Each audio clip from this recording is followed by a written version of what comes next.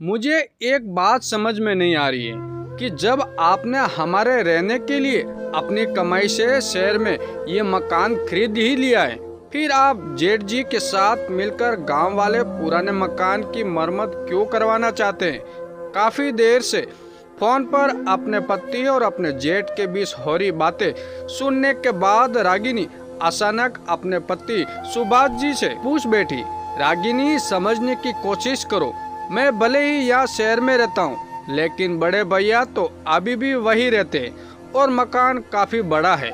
भैया को अकेले उस मकान की रख रखाव करने में दिक्कत आ रही है, इसलिए मैं थोड़ी मदद कर रहा हूँ। पति की बातें सुनकर रागिनी पल भर के लिए चुप हो गई, लेकिन सुभाष जी रागिनी को समझाने लगे, और इसमें दिक्कत क्या है, कौन सा मुझे खुद वहाँ जाकर सब कुछ करना है। लेकिन जब हमें वहाँ रहना ही नहीं है तो हम उस मकान पर 1 रुपया भी क्यों खर्च करें।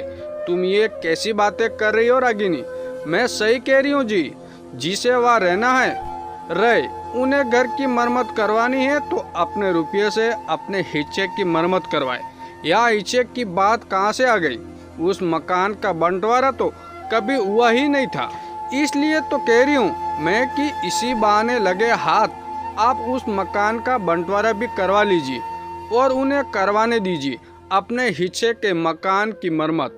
अपनी पत्नी की बातें सुनकर सुभाष जी कुछ देर के लिए गहरी सोच में पड़ गए, लेकिन रागिनी उन्हें समझाने लगी, अब हमें उस पुराने मकान में अपनी कमाई का 1 रुपया भी खर्च नहीं करना चाहिए, और वैसे भी जब हमें वहाँ रहना ही नहीं है तो व्यर्थ का खर्च हम करें ही क्यों।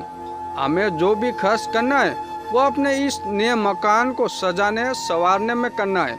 बस जानती हो रागिनी, पिताजी और बड़े भैया ने उस मकान के एक एक हिस्से को अपनी मेहनत और पसीने की कमाई की एक पाई जोड़कर बनाया था। इसमें कौन सी बड़ी बात है जी, सब यही करते हैं। और वैसे भी उस मकान में तो हमारा बस एक हिस्सा है, लेकिन ये मकान तो हमारा अपना है ना।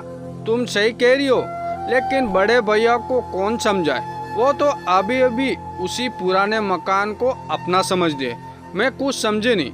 बड़े भैया का सबसे बड़ा बेटा रजनी जो बम्बई में रहता है, वो भी काफी दिनों से उन्हें समझा रहा है, लेकिन भैया उसकी बात मानने को तैयार नहीं है। आप पहलियां क्यों बुझा रहे हैं, पूरी बात क्यों नहीं बताते।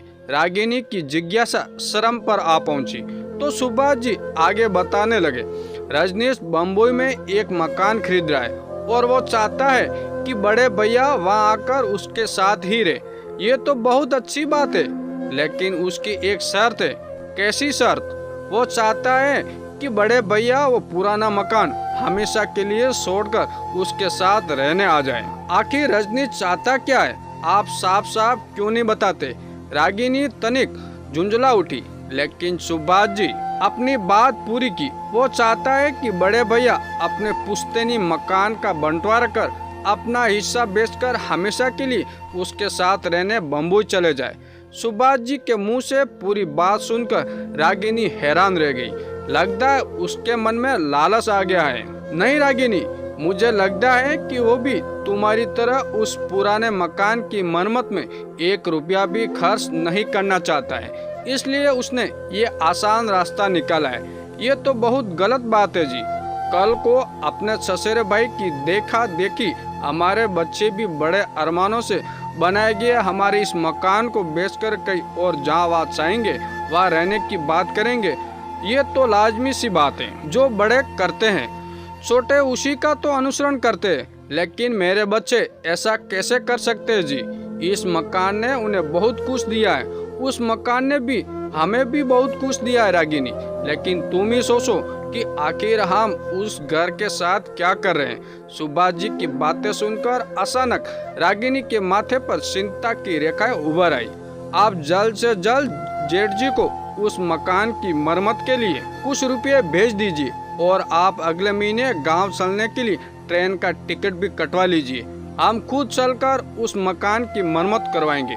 अपनी पत्नी का अचानक बदला फैसला देखकर सुभाष जी आखिर पूछ बैठे, लेकिन वहां जाकर तुम करोगी क्या।